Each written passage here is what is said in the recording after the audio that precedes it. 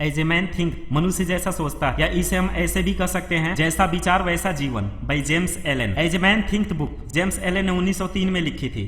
James Allen Britain के 19वीं शताब्दी के एक मशहूर दार्शनिक और लेखक थे। As a man think Bible की एक कहावत पर आधारित है जिसमें लिखा है कि मनुष्य जो भी अपने मन में सोचता है वह वैसा ही बन जाता है। इसमें ऑथर ने बताया है कि हमारे विचारों का हमारे जीवन पर क्या प्रभाव पड़ता है। वह बताते हैं कि किसी व्यक्ति का जीवन उसके विचारों से किस प्रकार जुड़ा होता है। यह किताब 1903 में जरूर लिखी गई, लेकिन आज भी इसकी सार्थकता साबित होती है। व्यक्ति जो भी विचार अपने मन में लंबे समय तक रखता है, उसके बारे में सोचता है, वह वैसा ही बन जाता है। लोग अपने आप को उन विचारों से बनाते हैं जो वह मन में सोचते हैं, उन्हें बढ़ावा देते हैं। विचार ही इंसान के चरित्र को बनाते हैं, फिर बाहरी परिस्थितियों को अपने ओर आकर्षित करते हैं। इस बुक में 7 चैप्टर्स दिए गए हैं। ऑथर ने हर चैप्टर में हमारे विचारों के प्रभाव को हमारे जीवन के किसी न किसी पहलू से जोड़कर बताया है। हमारे जीवन का हर पहलू हमारे किसी न किसी विचार से जुड़ा हुआ है। हमारे विचार चाहे सकारात्मक या नकारात्मक, अच्छे हो या बुरे, यह सब हमारे जीवन को किसी न किसी रूप में जरूर प्रभावित करते हैं। हमारे विचारों का प्रभाव जीवन के किसी न किसी हिस्से पर जरूर दिखता है। समझते हैं कि हमारे मन के विचार हमारे जीवन को कैसे प्रभावित करते हैं। चैप्टर 1, थॉट एंड कैरेक्टर, विचार और व्यक्तित्व। हम खुद के रचनाकार हैं। हमने कहावत सुनी है, जैसा हम सोचते हैं वैसा ही बन जाते हैं। यह सच भी है। हम जैसा सोचते हैं, हम जैसी थॉट्स रखते हैं, हमारा कैरेक्टर उसी थॉट्स का परिणाम है। जैसे एक पेड़ बिना बीज के एक पेड़ नहीं बन सकता, वैसे ही इंसान बिना सोच के इंसान नहीं बन सकता। हम जो होते हैं उसी सोच का बीज अपने माइंड में बोते हैं। कर्म सोच का बीज है, आनंद और दुख उसका फल। हम जैसा होते हैं वैसे ही बनते हैं। अगर अच्छी सोच रखेंगे तो अच्छा और सक्सेसफुल इंसान बनेंगे। बुरा और निगेटिव सोच रखेंगे तो ठीक उसका उल्टा होगा। इस भौतिक संसार में इंसान नियमों के साथ बड़ा होता है। जैसी सोच उनकी बनती जाती है वो ठीक वैसा ही बनता चला जाता है। सभ्य और देवताओं की तरह कैरेक्टर कोई जादू से नहीं पैदा होते हैं, वह सब इंसान में भी हो सकते हैं जो खुद की सोच पर, खुद के थॉट्स पे कंट्रोल करके वैसे ही इंसान बन जाते हैं। मतलब साफ है कि इंसान शैतान या भगवान खुद से ही बनता है। जब मन में गुस्सा, जलन, नफरत, बदला जैसी सोच रखोगे तो वैसा ही शैतान बनते चले जाओगे। वही जब मन में प्यार, खुशी, शांति और शेयर करने की मानसिकता वाले थॉट्स रखोगे तो ठीक वैसे ही बनते चलाओगे। ऐसे लोगों की दुनिया में क्या वैल्यू है? हम सब जानते हैं कि ऐसे लोगों की दुनिया में पूजा होती है। बहुत ही ध्यान से देखने के बाद अपने थॉट्स को देख पाओगे। अंदर कभी न खत्म होने वाला खजाना भरा हुआ है। आप जानते तक नहीं है कि आप क्या क्या कर सकते हैं, कैसी शक्ति आपको मिल सकती है। आपने वेदों के, बाइबल के, कुरान के या पुरानी महागाथाओं के योद्धाओं की कहानियां तो जरूर सुनी होंगी। भगवान और देवताओं की, उनकी शक्तियों की कहानियां जरूर सुनी होंगी। अगर आप उस पर यकीन नहीं भी करते तो कम से कम इतना तो मानते ही है ना कि बिना आग के धुआं नहीं उठ सकता, तो कुछ तो सच होगा। आखिर वह कौन से लोग थे जिन्हें दुनिया महायोद्धा, देवता या भगवान कह के पूजा करती है? ध्यान लगाओ, वह वो लोग होते हैं जिन्होंने अपनी अंदर छिपी, कभी न खत्म होने वाले खजाने को खोज निकाला। वो सब कर गए जो एक नॉर्मल इंसान के लिए जादू जैसा है। आप भी वैसा बन सकते हो। इसके लिए बस ध्यान देना होगा अपने थॉट्स पर और फिर उसे तराशना होगा। Chapter 2, effect of thoughts on circumstances, परिस्थितियों पर विचारों का प्रभाव। हमारा माइंड एक बगीचे की तरह होता है। बगीचे को सुंदर बनाने के लिए उसमें उगी खराब घास को, बाहर से आए जंगली जानवरों को हटाना होता है, पौधों को पानी देना होता है, कुछ को काट कर तराशना पड़ता है। सबसे खास बात, लगातार बगीचे का निरीक्षण करना पड़ता है, अवेयर रहना पड़ता है। बिल्कुल इसी तरह हमको अपने माइंड की देखभाल करनी होती है। माइंड में आ रहे नेगेटिव थॉट्स को हटाना होता है, अच्छे थॉट्स को बढ़ाना होता है, उन्हें तराशना होता है। डर, ईर्ष्या, नफरत, लालच जैसी भावनाओं से माइंड को बचाना होता है। लगातार ध्यान रखना पड़ता है, अवेयर रहना पड़ता है, देखना होता है कि माइंड में क्या चल रहा है। हमारे आसपास के इन्वायरमेंट व माहौल की वजह से हमारे विचार बनते हैं। विचार ही हमारा कैरेक्टर बनाते हैं। इसका मतलब यह बिल्कुल भी नहीं है कि आप गरीब घर में पैदा हुए हैं इसलिए जिंदगी भर गरीब ही बनकर रह गए। हमारी परिस्थितियों से ही हमारी सोच बनती है, लेकिन थॉट प्रोसेस पर ध्यान देकर हम इसे चेंज कर सकते हैं। ऐसा करने से हमारा कैरेक्टर पूर्णतः चेंज हो जाएगा। बस सीखना होगा, थॉट प्रोसेस को जानना होगा, यह समझना होगा कि सभी में एक समान शक्तियां मौजूद है। बस उसे हासिल करना होगा। सोच बदलते जाओगे, सर्कमस्टांसेज अपने आप बदलते जाएंगे। हर थॉट रूपी बीज या तो हमने बोया है या फिर हमने खुद ही उसे माइंड में आने दिया है। उसने हमारे माइंड में अपनी जड़ें जमा ली हैं। अब कभी ना कभी वह बीज बड़ा भी होगा, उसमें फल भी लगेंगे। अगर थॉट्स अच्छे होंगे तो आपको अच्छा फल मिलेगा, बुरे थॉट्स होंगे तो बुरा फल मिलेगा। हम वह अचीव करते हैं जो हम हैं, मतलब हम खुद को जो मान लेते हैं वही बन जाते हैं। प्रॉब्लम यहीं पर आती है, हम परिस्थितियों को तो बदलना चाहते हैं लेकिन खुद को नहीं। Chapter 3 effect of thoughts on health and body, स्वास्थ्य और शरीर पर विचारों का प्रभाव। बॉडी हमारे माइंड का गुलाम होता है। अलादीन के चिराग वाले जिन की तरह यह माइंड की हर बात को मानती है, चाहे इसे जो भी हुक्म दिया हो। बीमारी से डरने वाले थॉट्स माइंड में रखोगे तो देर सवेर जरूर बीमार हो जाओगे। ठीक इसी तरह हैप्पीनेस और हेल्दी वाले विचार माइंड में रखोगे तो एनर्जी से भरपूर और खूबसूरत हो जाओगे। बीमारियां और हेल्थ परिस्थितियों की तरह ही थॉट्स की वजह से होते हैं। कमजोर और बीमार थॉट्स कमजोर और बीमार बना देते हैं। डर के जो थॉट्स होते हैं वो बॉडी को एक बुलेट से भी ज्यादा नुकसान पहुंचाते हैं। अगर आसपास देख लो, वही लोग बीमार होते हैं जो बीमारी से डरते रहते हैं। इस डर ने लाखों जानें ली हैं।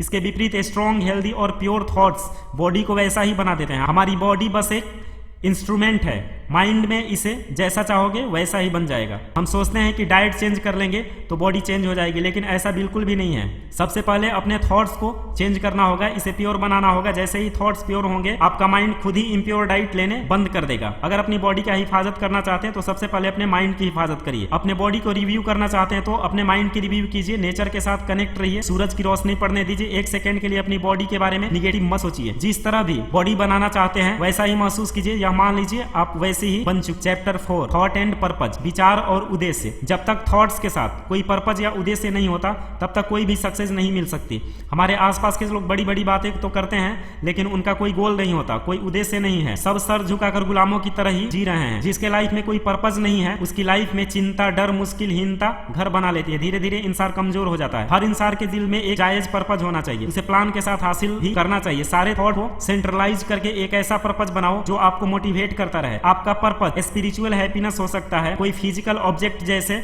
मिलीनियर बनना या 6 पैक एब्स बनाना हो सकता है। ध्यान रखिए, पर्पज ही आपको जिंदा रखता है, पर्पज ही हमें इंसान बनाता है, वरना हम में और जानवरों में फर्क क्या रह जाएगा। अगर आप अपने पर्पज को हासिल करने में बार बार फेल हो रहे हो तो कोई बात नहीं, लाइफ का मेन पर्पज हैप्पीनेस है, उसे आप हासिल कर लोगे। एक दिन अपने पर्पज को भी हासिल कर लोगे। फेल होने से बिल्कुल भी घबराना नहीं है। पर्पज हासिल करने के लिए आपको हद से ज्यादा स्ट्रांग बनना होगा, वरना फियर और डाउट आपके बड़े बड़े पर्पज को ध्वस्त कर देंगे। इसलिए माइंड को स्ट्रांग करने के लिए खुद के डर और संदेह पर विजय पानी होगी। Chapter 5 the thought factor in achievement, उपलब्धि पर विचारों का प्रभाव। हम जो कुछ भी हासिल करते हैं, जो कुछ भी हासिल नहीं कर पाते हैं, वह सब डायरेक्टली हमारे थॉट्स के रिजल्ट होते हैं। हार व जीत दोनों ही हमारी रिस्पॉन्सिबिलिटी है। हमारी ताकत और कमजोरी, शुद्धता और अशुद्धता अपनी अपनी है। गलतियां भी हमारी अपनी हैं, उन्हें सही करना भी हमें ही है, किसी और को नहीं। खुशियां भी हमारी अपनी हैं, किसी और की नहीं। यानी कि हम जैसा सोचते हैं वैसा ही बन जाते हैं, जैसा सोचते रहते हैं वैसे ही हम बने रहते हैं। एक स्ट्रॉन्ग इंसान एक कमजोर की हेल्प तब तक नहीं कर सकता जब तक वह खुद न चाहे। अगर वह चाहेगी उसे स्ट्रॉन्ग बनना है तो उसे किसी और की जरूरत नहीं पड़ती, उसे खुद के एफर्ट डालने होंगे। खुद में वह क्वालिटी और स्ट्रेंथ महसूस करनी होगी जिसके जैसा बनना चाहता है। हम तभी उठ सकते हैं, विजय पा सकते हैं, पर्पज हासिल कर सकते हैं जब तक कि हम थॉट्स पर हासिल, जब तक थॉट्स का लेवल नहीं बढ़ा लेते। अगर आप सेल्फिश हो, शेयर करना नहीं जानते तो कुछ भी हासिल नहीं कर सकते। अगर आप सेक्रीफाइस करोगे तो उसके बदले आपको सक्सेस मिलेगी। चैप्टर 6 विजन एंड आइडल्स, दृष्टिकोण। और हम जो कुछ भी तरक्की देखते हैं वह किसी न किसी विजन का परिणाम होता है। इंसानियत कभी अपने ड्रीमर्स को नहीं भूलती, इंसानियत कभी अपने ड्रीमर्स को नहीं भूल सकती। वही आइडल्स होते हैं, composer, sculpture, painter, poet, prophet, saints. यही खूबसूरत दुनिया के रचयिता है। हमारी दुनिया खूबसूरत है क्योंकि यह लोग यहाँ रहते हैं और रहेंगे। लोग नहीं तो मजदूर मेंटलिटी वाले लोग इसे कब का जहन्नुम बना देते हैं। वह जिसके दिल में एक खूबसूरत विजन है, एक आइडल सेट कर रखा है, एक दिन वैसा ही बन जाएगा। कोलंबस ने पूरी दुनिया का विजन बनाया था, बाद में उसे डिस्कवर भी कर लिया। बुद्ध ने आम जिंदगी से हटकर स्पिरिचुअल हैप्पीनेस और पीस पाने का विजन बनाया, जिसे आज पूरी दुनिया जानती है। अगर आपसे कहा जाए कि जाओ तो आप कहाँ जाओगे? वहीं अगर आपसे कहा जाए कि मुंबई जाओ तो आप निश्चित जा सकते हैं। यही विजन है, तो आप निश्चित जा सकते हैं। यही विजन है। हमें कहाँ जाना है, अब रास्ते आपको ढूंढने होंगे। वहां जाने के 1000 रास्ते होंगे, हर रास्ते में हजारों मुश्किलें भी आएंगी, लेकिन जाना है मतलब जाना है। विजन के बाद कोई समझौता नहीं। विजन तो बना लिया, लेकिन एक ऐसा आइडल इंसान भी होना चाहिए जिसने आपसे पहले वह पा लिया हो, फिर उसको आइडल मान लो। जैसे उसने रास्ते में आने वाली 1000 मुश्किलों को पार कर जीत हासिल की, वैसे ही आपको भी करना है। सब कुछ आसान हो जाएगा। यहाँ यह भी ध्यान रखना है कि आपको आइडल की हर बात से सहमत नहीं होना है, आपको अपने थॉट्स बनाने होंगे। विजन ऐसा होना चाहिए जिसमें सिर्फ आपका स्वार्थ न जुड़ा हो, बल्कि उसमें लोगों की भलाई भी जुड़ी हो। आपका विजन इतना कितना खूबसूरत होना चाहिए। हर पल अपने आप को मोटिवेट फील करो। जैसे जैसे मंजिल की ओर बढ़ोगे उत्सुकता बढ़ती है, मजा है जीने में, जिंदगी से प्यार हो जाएगा। जब विजन खूबसूरत होगा तब ये खुशी सुकून जीवन भर